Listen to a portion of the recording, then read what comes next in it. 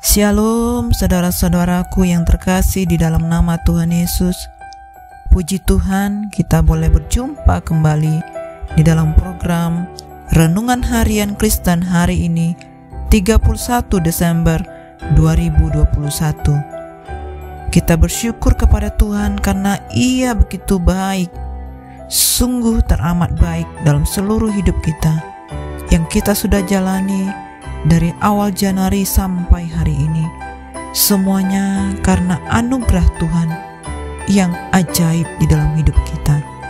Pemeliharaannya sempurna, dan apapun yang sudah kita lewati dalam keadaan baik maupun buruk, kita sungguh-sungguh mengembalikan segala apa yang menjadi bagian Tuhan, yaitu kemuliaan, kehormatan, kejayaan. Hanya Tuhan yang layak, dan bagian kita adalah untuk terus dapat mengungkapkan, mengekspresikan kasih kita kepada Tuhan dengan perbuatan-perbuatan yang menyenangkan hati Tuhan.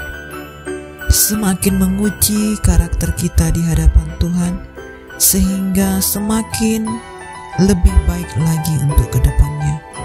Dan kita boleh membulatkan tekad untuk terus menjadi seperti Yesus Kristus dalam seluruh hidup kita. Baiklah saudara-saudara yang terkasih dalam nama Yesus, sebelum kita memulai, mari kita berdoa. Bapa kami yang di surga, kami sungguh bersyukur kalau saat ini Engkau terus memberikan kami kesehatan, kekuatan, bahkan kebahagiaan yang daripada Tuhan. Hari ini kami percaya Tuhan terus memperbaharui pikiran kami, memperbaharui hati kami, sehingga selaras dengan kebenaran-Mu. Tuhan, ajari kami, bentuk kami, dan penuhi kami, agar kami boleh menjadi seperti apa yang Tuhan mau. Kami rindu melalui firman-Mu yang kami dengar pada saat ini, kami semakin mengalami keserupaan dengan Kristus. Terima kasih Bapa, biar firman-Mu digenapi di dalam hidup kami.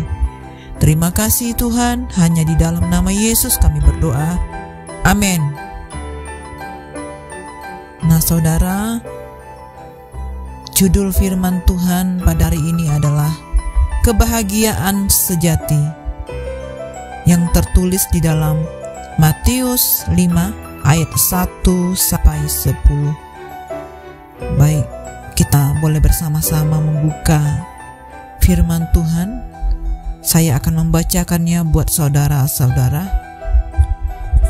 Khotbah di bukit, ucapan bahagia. Ketika Yesus melihat orang banyak itu, naiklah ia ke atas bukit, dan setelah ia duduk, datanglah murid-muridnya kepadanya. Maka Yesus pun mulai berbicara dan mengajar mereka. Katanya, "Berbahagialah orang yang miskin di hadapan Allah, karena merekalah yang empunya kerajaan surga. Berbahagialah orang yang berduka cita, karena mereka akan dihibur. Berbahagialah orang yang lemah lembut, karena mereka akan memiliki bumi. Berbahagialah orang yang lapar dan haus akan kebenaran, karena mereka akan dipuaskan. Berbahagialah orang yang murah hatinya, karena mereka akan beroleh kemurahan. Berbahagialah orang yang suci hatinya, karena mereka akan melihat Allah. Berbahagialah orang yang membawa damai, karena mereka akan disebut anak-anak Allah.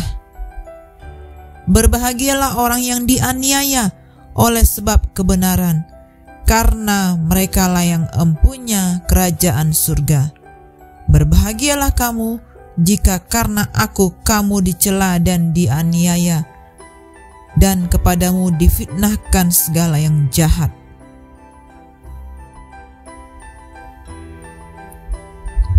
Kebahagiaan pada umumnya diidentikan dengan kondisi yang baik.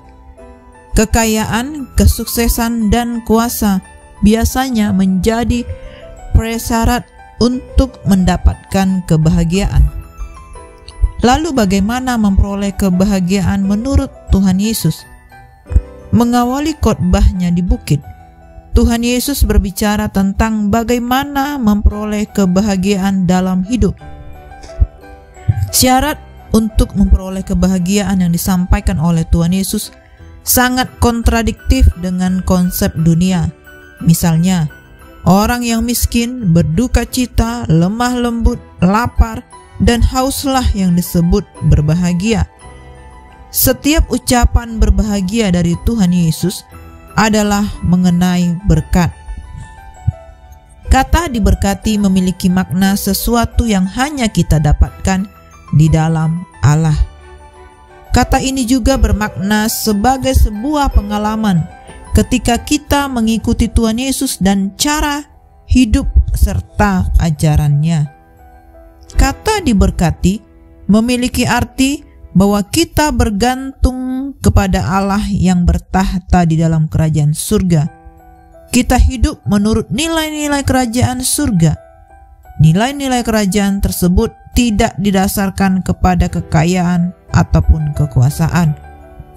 Nilai-nilai kerajaan surga didasarkan kepada kesadaran terhadap keberadaan diri kita di hadapan Allah sebagai orang berdosa, kehausan akan firman dan kebenaran Allah, sikap yang lemah lembut, kemurahan hati, menjaga kesucian, dan pembawa damai.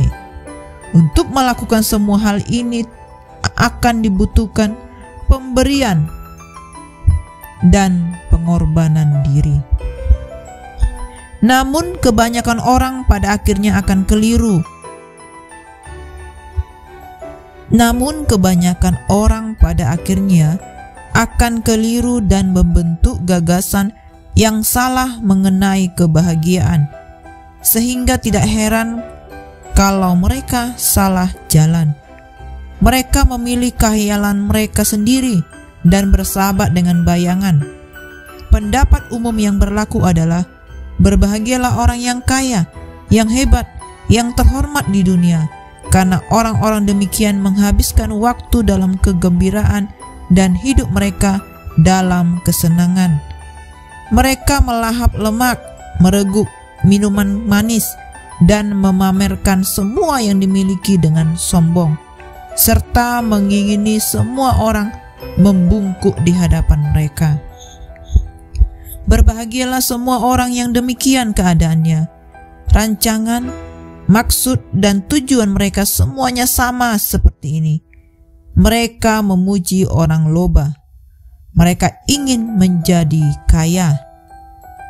Sekarang Tuhan Yesus telah datang untuk meralat kesalahan yang mendasar ini, untuk mengajukan sebuah pandangan yang baru, dan untuk memberi kita gagasan yang berbeda mengenai apa itu kebahagiaan dan apa itu yang disebut orang-orang yang berbahagia.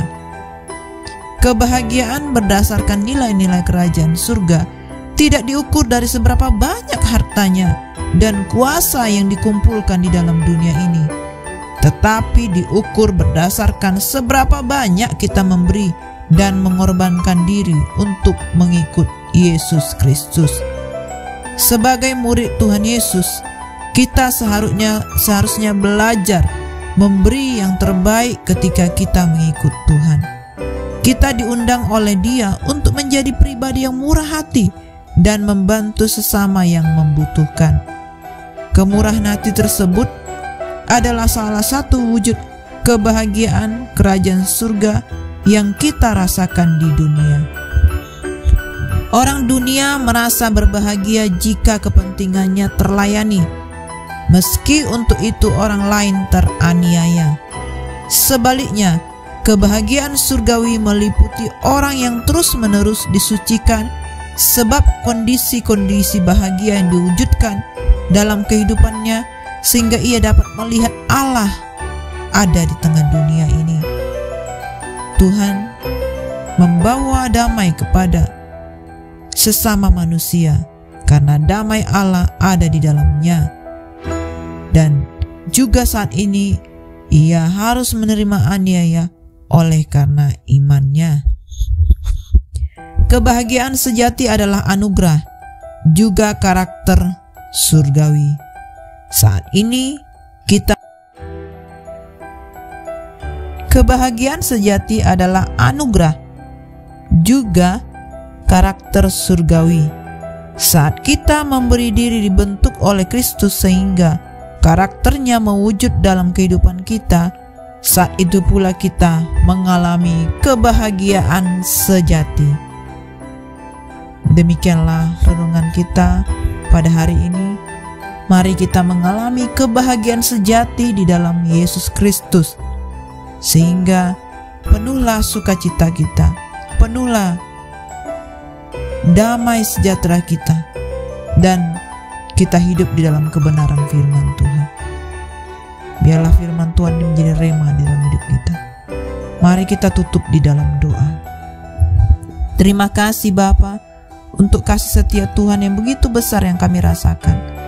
Pada saat ini kami terus dibawa masuk menjadi pelaku-pelaku firman Tuhan.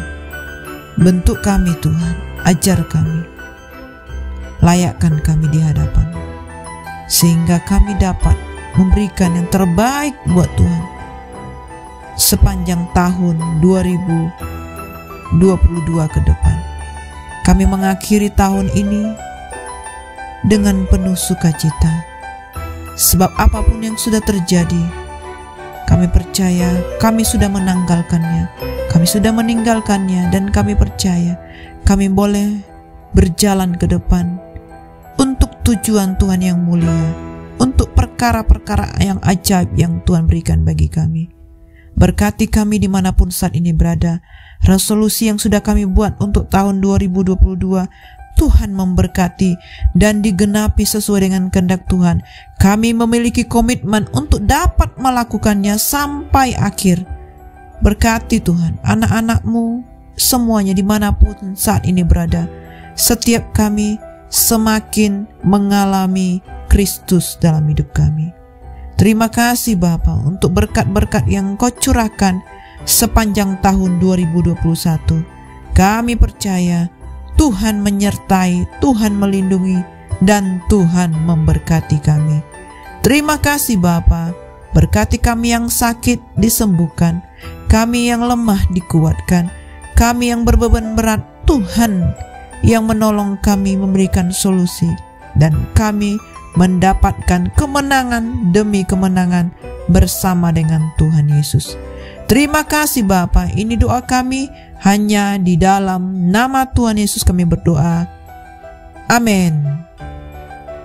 Semangat pagi dan semangat melakukan aktivitas yang terakhir untuk tahun ini.